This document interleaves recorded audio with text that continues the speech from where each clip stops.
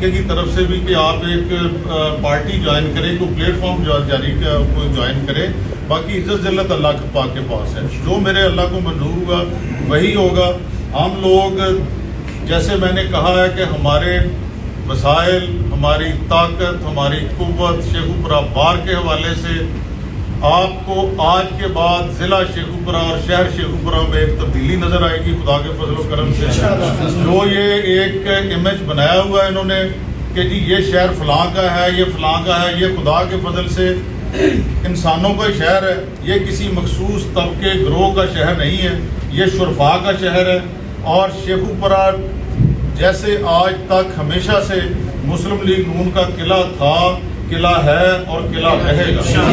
एक सिलेक्टेड था, सिलेक्टेड है और अभी तक इसकी कोशिश है कि मैं सिलेक्टेड ही रहूं। बाकी इसने गुमराह किया हुआ है हमारी यूथ को, हमारे पाकिस्तानियों को। तो ये हालात देखते हुए मैं समझता हूं कि मुल्क की मईशत के लिए, मुल्क को मजबूत करने के लिए हमें मियां मोहम्मद नवाज शरीफ के बयानिए का साथ देना चाहिए। और हम लोग